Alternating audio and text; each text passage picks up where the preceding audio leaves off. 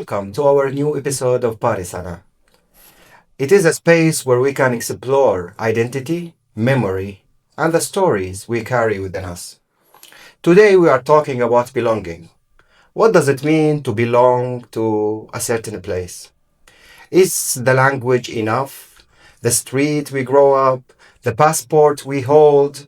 Or it is simply the people we love or we share nice time? We have our friend Jan. How are you, Jan? Hello everyone, dzień dobry, hyvää päivää. Dzień dobry, Jan. Jak tam? I'm okay, thank you. Just came from the work. I'm working in the reception center with migrants, and I would like to say regarding to this theme that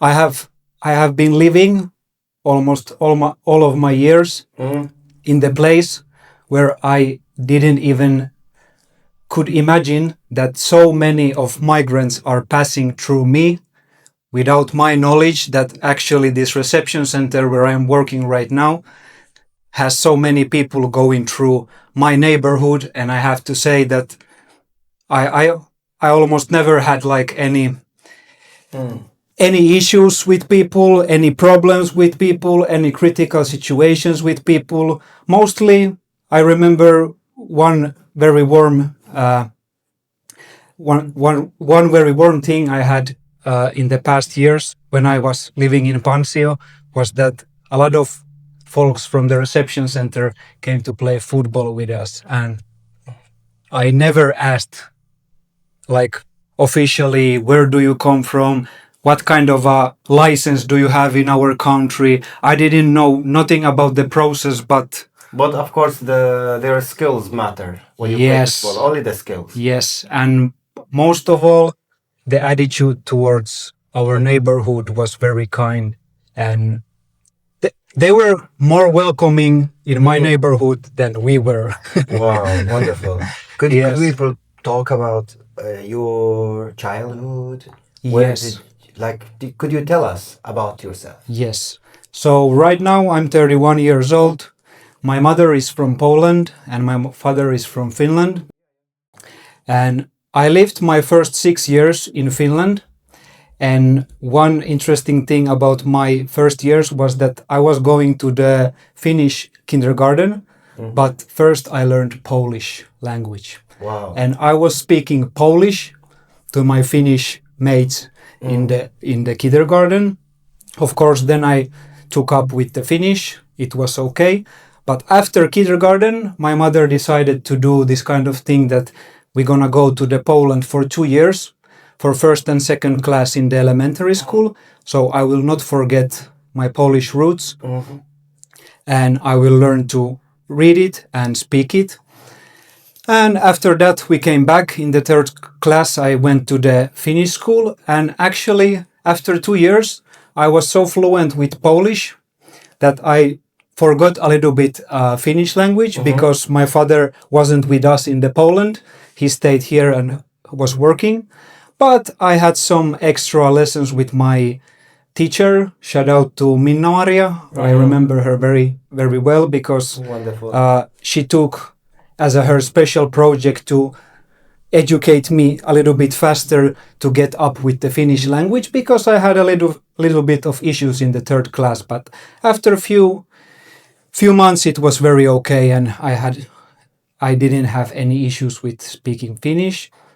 And the interesting part was that even I was 2 years away, I came to the same neighborhood where I started, so I had a lot of common folks, a lot of people that I already knew, but I was a little bit, away. So it took some time to get along with each other from after this kind of time, but it was okay. And so after that, I have been living in Finland, in Pansio, up to the army years when I was 20. After army, I was in the army for 6 months. I was a message guy, so I was sending a lot of messages there, and didn't have to use gun too much or practice too much, but I was messaging a lot with the other teams there. And after this period, I have to say that I had a couple of rough years. I couldn't find a place in this world.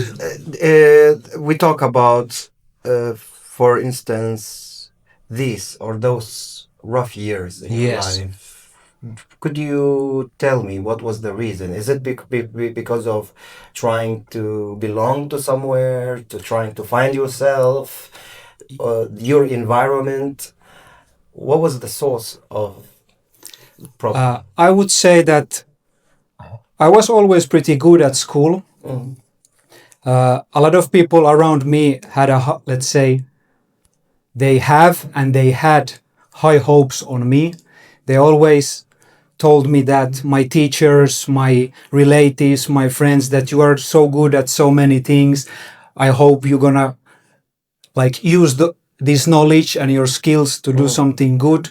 But I lost myself because in some point of my life, it's hard to say when it happened, but I got influenced with the feeling that not like using your knowledge and using your skill is equivalent to have a lot of money and power. Mm-hmm. And that was my goal for many years. Even I wasn't doing too much about the thing, like applying to schools or some high level jobs or anything like that, but I was just stuck in this thought that I have to use my knowledge and skills to get a lot of power and money. And I was just searching, thinking. I wasn't doing anything, let's say, things that would got me further with these things. But in some point, when I tried to apply for business schools, I actually went to the business school for a year and a half, 7 years ago approximately. And first time there, I felt that this is not my place. This is like not my style of doing things. I understand these things and I could do this, but in the first months, I felt that I want to use my energy in the different way. But in the meantime, I also played drums. I was heavily attached to the playing drums in the many bands, and then suddenly I hit a very good band, and those guys are still my friends. I want to take shout out to Kuchila, to my guys. They are still doing good music in the Turku area, and I felt first time after many years real connection. I was with people that were thinking the same as me, and they wanted to see the world and people in it in the same way I want to. So even the music was good and we were going fastly. Tell me the role of art in bringing you back to the track, Yes. to connect with society again. So I would say I started playing drums, and this is very typical for me, that in the 6th grade, I was first asking for guitar and a bass, and my father was like, hell no, this is just some phase that's gonna pass. No, we are not getting this. I got pissed. I was like, no, I want to play something. You don't want to get me a bass or a guitar? I want drums. My father, you are crazy. You're out of your mind. I was pushing it for a few months and then I got it. And the first thing I did, I put my drums in my room in our parents' house. I started playing them, and our neighbor called police in the first half an hour. And after that, I was like, okay, I have to find place to do this with this kind of level of noise. And I just could barely keep the sticks with me. But I was like, I went to the school next day and I was with my friends that, okay, Nico, you're gonna start playing bass.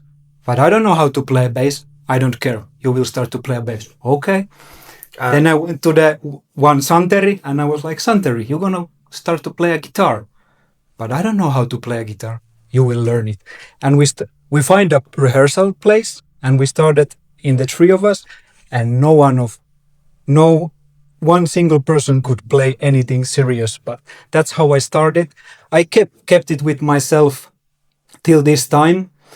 But I would say also, in the meantime, when I was starting to get lost, let's say before the army, I didn't have any like proper band for a long time of period, and I was also in the vocational school, economic school, and also the let's say I found a rap music, and I have to say that also rap music is very strongly with me till this day, because I feel like my neighborhood, Pansio, is the climate there. We had a lot of like, let's say, parents were unemployed, they had alcoholic problems, they had a lot of financial problems.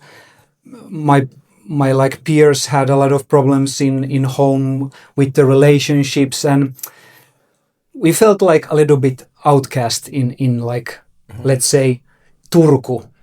A lot of times when we went to the parties, when I was like 13, 14, 15, a lot of times when I went up, it didn't matter. Lauste, Hirvensalo, Halikko. The first thing when we knock on the door and, we are from the same school, we came to the party. But you are from Pansio. Yes, we are. Fuck no, you are not coming here. Could you please illustrate on that? Explain like more, like what does it mean to be from Pansio or to be from other neighborhood? I wouldn't. If I like, for me, I would say if I go back to those years, what it represented to me, that I felt that a lot of areas had a strong identity. Let's say Hirvensalo was place with their own homes, big homes, a little bit more money, a little bit more expensive hobbies. Then if we went to the Varissuo, Halikko, Lauste, we had a much more immigrant backgrounded people, and they had their own vibe. They played different sports than the people in the Hirvensalo. Then I would say people in the center and nearby, they were more like, I would say in these days, hipster. They were into like more into art, and they were already into playing in some, I don't know, piano schools or trying to get into literature or something like that. So, but what it meant for me to be from Pansio, even though we felt like we are outcast in a lot of areas, we had a very strong bond together. Because, for example, my school in Perno, when I went to the 7th grade, we went to the 7th grade, and after that, we had problems with the climate in school. We had to move ourselves to the city school, to the center, Rieskalahteen koulu. And there, first time I felt like, actually I'm not outcast. We are strong bond together, because when we went there, the same reaction as in the house parties. You are from Pansio, you have to be a little bit weird and that kind of shady and that kind of stuff.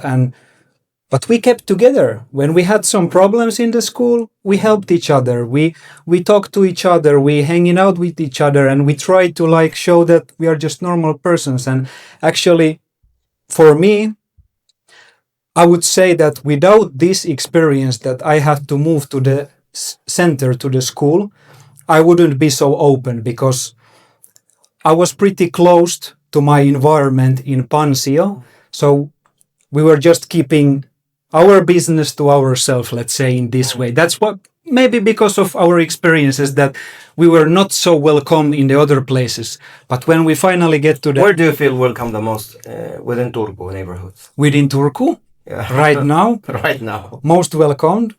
I would have to say that it's my place of work, Pansio. because Pansio. I started my uh, I started my life there, and Mm. I have to say, as I said in the beginning, that in the first years of living there, I couldn't imagine that so many people with so from so many countries Mm. are getting past me, and everything is just going nicely. And then I moved from there because I wanted to try like Mm. be somewhere else and show to my friends that I can do it in somewhere else than this place. Okay. And but after some time I just realized that I had maybe more problems with myself Mm. than the environment had with me. So now getting back, because I remember my first day at work, I was like, oh hell, now I'm coming back to the Pansio. I was living in the across the street of reception center, Mm. and now I just moved to the another street. And I have to say that right now I'm feeling most welcome in Pansio, because I went there back, and the people with who I'm working right now, they are just wonderful. They are just wonderful. Wonderful. So, welcome again to Pari Sanaa, the story of Finnish neighborhoods. So, John, it was very nice to talk about, to just delve through your childhood, the neighborhoods you prefer in Turku. Could you tell us about your current job, if you would like to talk about it? How did you utilize, how did you leverage your diverse roots, or your diverse backgrounds to in favor of your job?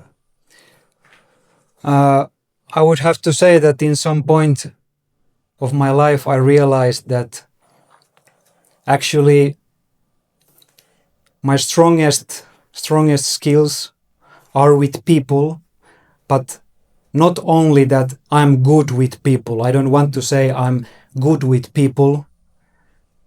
I would like to more to say that I understand people from different backgrounds, just because I had so many different people in Pansio from different backgrounds with different stories. And I would say that the common thing we had together, we had a lot of hard things in our life in different ways. In different ways, yeah. And in some point, first when I started to go to this more economic way. I just realized that for me, I what it means to me that I'm good with people is that I understand people. And I would say that is the strongest thing which is keeping me in this direction, because for me, I came to this job by accident, working with immigrants. I didn't have any plans to work with immigrants. And but what I've been noticing after these 3 years, I have to say that even though I don't have maybe experiences, that kind of experiences that my customers, let's use this word customer, what we are using Your clients. in the work. Mm. Of course, I don't have that experience, but I know something about what is it to be lost, what is it to be to searching for another meaning, what is it to that you have your friends in the trouble, you have your friends with hard issues, like all this combined together just put me in this place to working with these people. And actually now I noticing that after a few years you're just getting more interested about the thing that where do these people like come from? Why do they come from?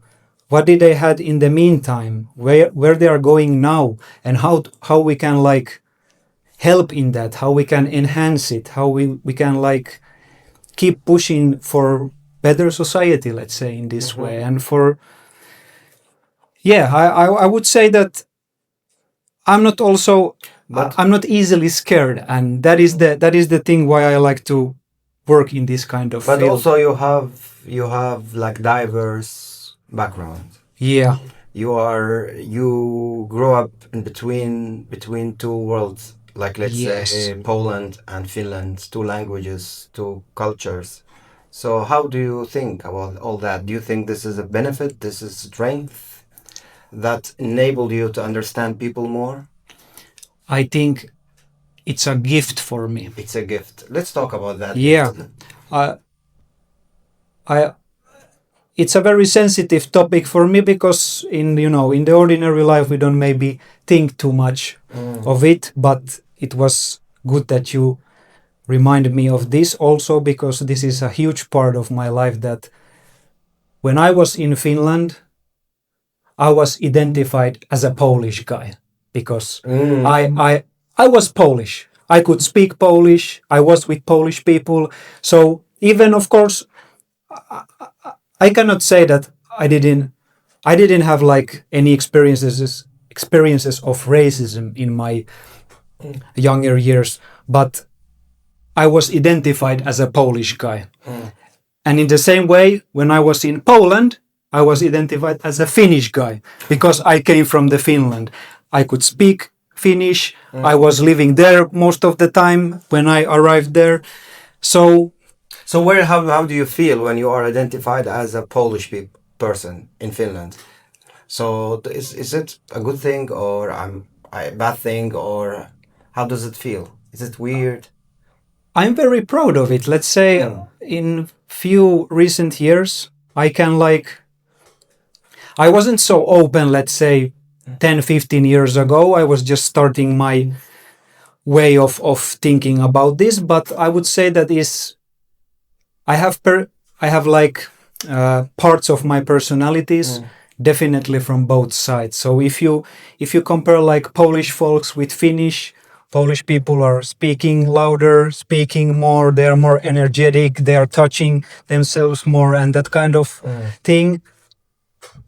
And they have, like, let's say the temperature can go in the room very fast up in the good way or sometimes in the bad way. Depends on the topic, but I have that energy. But in the same, I'm very delightful. I'm very like happy that I also have this very rooted side, that I'm very calm. Sometimes I can be quiet for very long time. And in some point I was thinking that to which side I'm belonging, because this is a little bit of weird that sometimes I'm so over the places. Sometimes I like to go back to the different room and just be quiet. So after some time I realized it's good I have both, because I can use those energies in different situations in a different way. So Probably nowadays the concept of belonging is becoming broader than the traditional definition. yeah, So we can still belong to multiple places, even though we have we spend our time in a certain country, but it's okay Yeah. to belong to multiple places, to feel belonging to multiple Yeah. places. And also it's like it's started to transcend the traditional definition. Like, okay, I also have this similar experience. Like, I come from Iraq, and sometimes I've questioned those things, especially in the beginning. Every time questions of belonging until I reached an agreement. I also, now to comment, I also like had in the beginning, like always, I felt angry with my country of origin because I was like flung from my country of origin. I was like expelled yeah, due to the unfortunate situations like war, and then I felt for it. I missed it in the beginning, and then I felt angry, and I had a denial time, like let's say denying everything coming from there, and then I found a kind of compromise.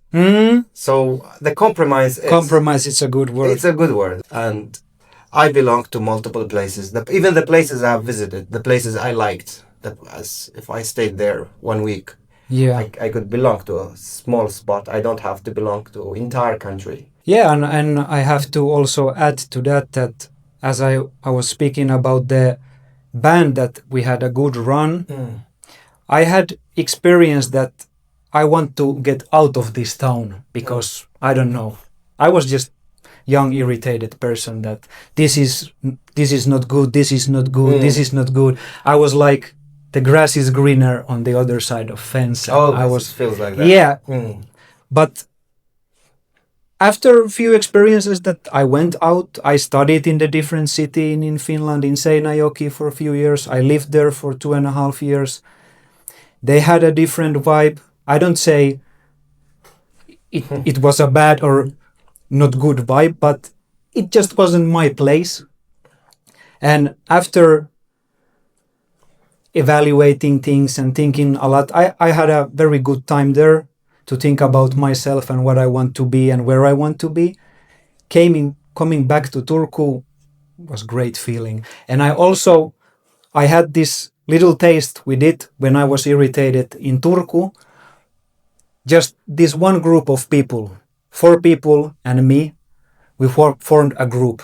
And it doesn't matter. It could be literature, movies, music, sports, whatever. But the feeling that I have my own group, Belonging to us. belonging to the group, it made the place much more, let's say, delightful. So it feels like also by seeing faces of people, the faces of the people that we Yeah. like, we feel familiar with. Also, this can contribute in creating like a different home. And I can imagine that you also have, as a sensitive person, this kind of experiences that you actually can remember the few things that integrated you to this local society better than anything else. One person, one event, one something that you can remember much better than most of the experiences. When I want to retrieve or to recall a certain year, I think I can summon this year by remembering a certain venue, a certain poetry event. I say like in 2016, for example, Runoviikko, Poetry Week, when we had certain guests. And Yes. 2017, when we had like the poetry festival, when I traveled to Portugal and other countries to perform, even to Poland.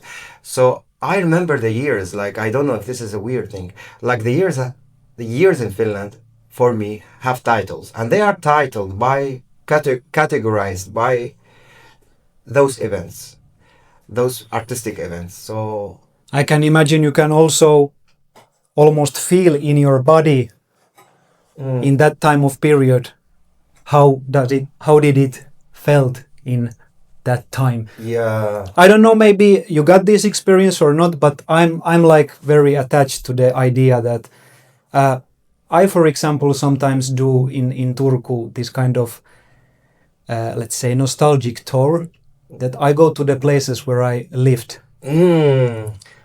Just going to the parking lot, seeing my old apartment and just remembering when I lived here, I did this, then I did this.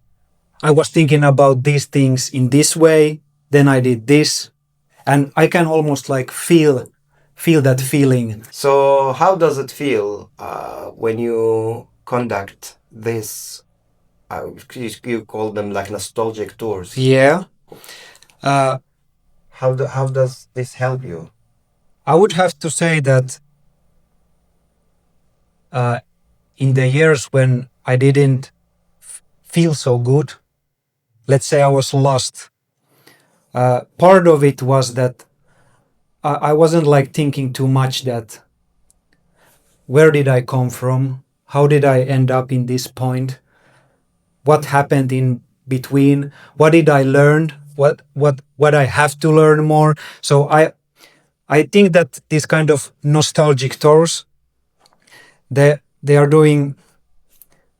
therapy for me, because when I go to this certain place, I can remember so many things in so vividly, and for me, it just I can remember certain parts of my route and go back to the things. Oh, this was the actual turning point for this. This was turning point for this. So I just appreciate all the experiences I had, because I had a very bad way, let's say 10 years ago, a little bit more, as a younger person, that I loved to blame someone else for, I don't know, my situation, or for the political situation, or for the wars, or for the whatever, or some that kind of stuff. And when I turned to myself, I started doing these things. For example, when I graduated from Seinäjoki to be a Bachelor of Social Services, I got my paper last year in the 13th of December. Mm-hmm. I decided immediately. It was 3rd of January when I went back to that place. Even though I had moved out almost a year before that from Seinäjoki, but I had to go there because I had to connect my experience. You know, there was Corona pandemic, starting of a war in Ukraine.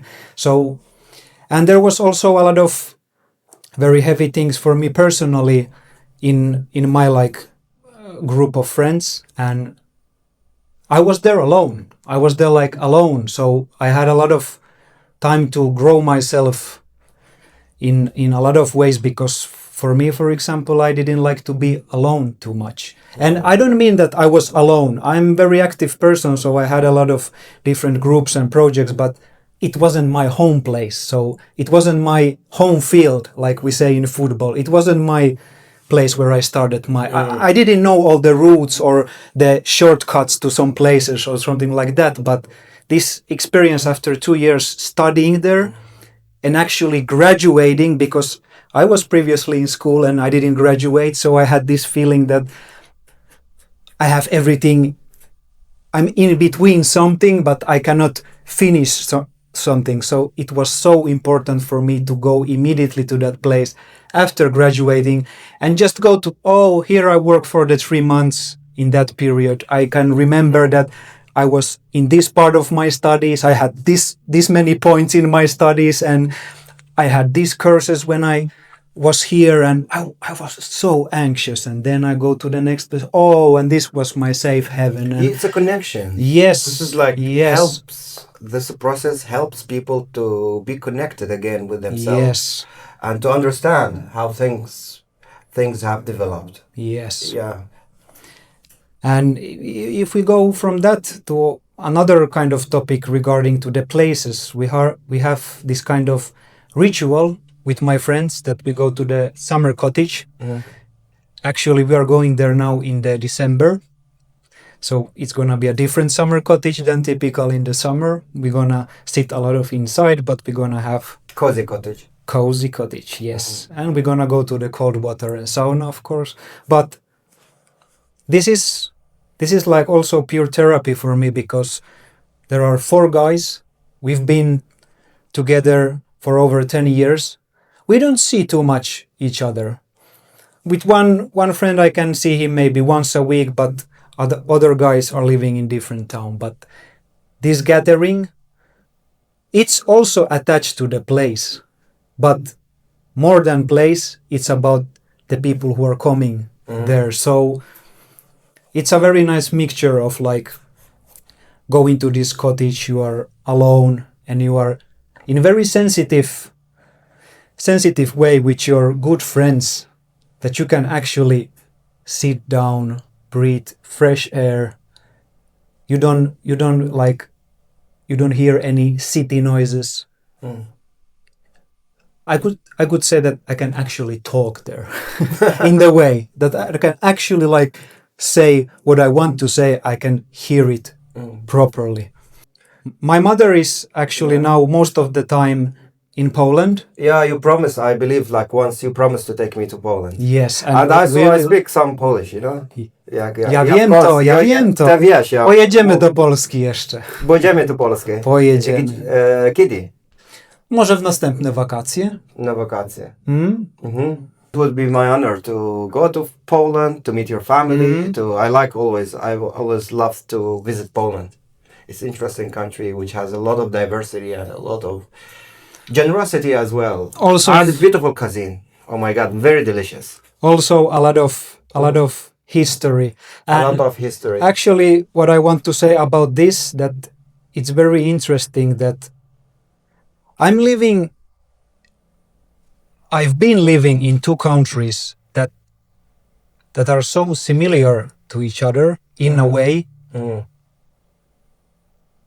They haven't been like biggest empires in any time. Okay, Poland was much bigger than Finland, but what I mean that both countries were oppressed many times. Both countries were under this ruler, under this ruler, and history was pretty painful for both of these countries. So I don't know.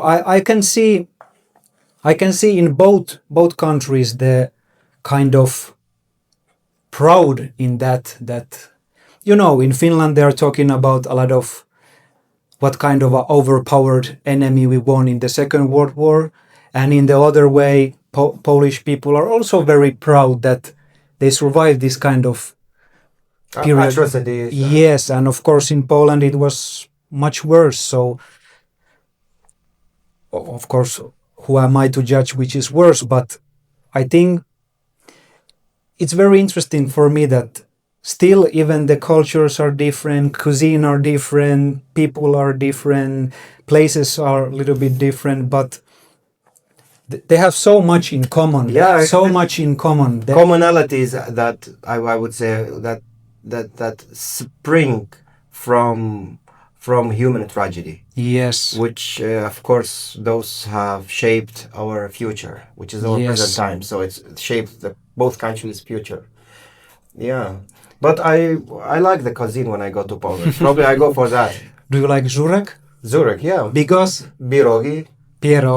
And I like szarlotka. Szarlotki, the sweet. The sweet, yeah, szarlotki. Yes. Yeah, sałatka, Polish sałatka. But yes, you do you invite your friends to Poland? Like, do you go often with your Finnish friends? Do you introduce them to Polish culture? I don't go often, in a way, but I've been a couple of times with my friends, let's say in pretty basic settings, that we go to some music festivals.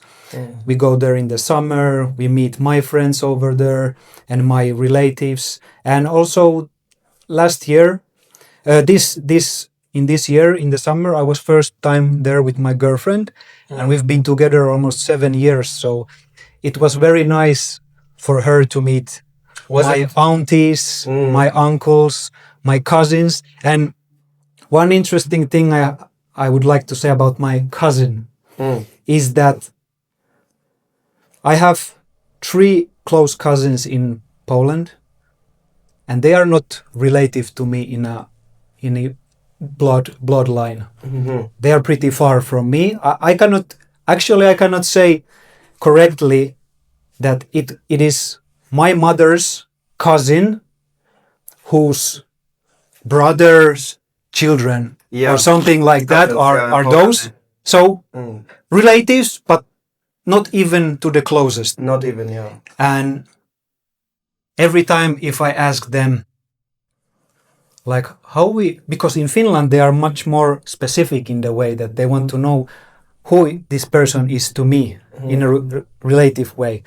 But in Poland they're like, shut up, why do you care about that? Just put in your telephone that I'm your cousin and that's it. That's it. Yeah. And it's the same with my mother's friends. They are aunties to me, they're uncles to me. Sometimes, of course, I'm interested who is my real relative, but it's not the topic we talk about there. Because if I turn it to the Finland, we have much more this kind of specific way of seeing that, okay, he's my cousin, he's my little cousin, he's my brother's wife or something like that. It's so specific, at least from my perception, that in Poland they don't care about these things too much. So I also think it's very enriching. I see like the both countries, both cultures. Yeah. You feel you take a lot from both cultures. Yes. And one thing what I've learned from this kind of experience is that I don't keep it in value that you are maybe, I don't know, my closest relative. I'm not relating to that too heavily. I would say that most important people for me are my closest friends, because very often I feel much more family with them than with my family, let's say, It's in some obvious, yeah. in some gatherings or in some family events. Sometimes it's pretty hard to make a conversation with person that you're not too maybe interested, you don't have any common points to talk about, and it's fine, it's totally fine. But there comes this kind of difference that in Finland, maybe my father, he's like very attached to the idea that, yeah, these are my brothers and they're my brothers. Okay. But I'm more like attached to the idea that these are my brothers and I choose them by myself. So Okay, wonderful, beautiful. that is like, and I don't want to take away anything from like my families. It doesn't mean that, but I don't see it in a, let's say, in a conservative way that, let's say, maybe our previous generation saw the family, that it's so important that you are close with your family. Or why didn't you call your this and this, and why didn't you congratulated them on the birthdays, or they graduated from the school, we have to go to the parties. And I don't feel attached to that, but sometimes Yeah. it depends on the person. So thank you very much. Thank you, Ahmed. Thank you for very much. inviting It was me. my really great pleasure, and I feel really honored that you have shared a lot of personal things, your personal stories, because we are after that, like we try to Yes. unfold those stories to people, hoping that our stories might, yes, we don't want to be arrogant, but we say might inspire Yeah. other people and help other people. So thank you very much. Thank you. Thank you, and thank you for watching. Until next time, this is Ahmed Zaidan greeting you. Goodbye.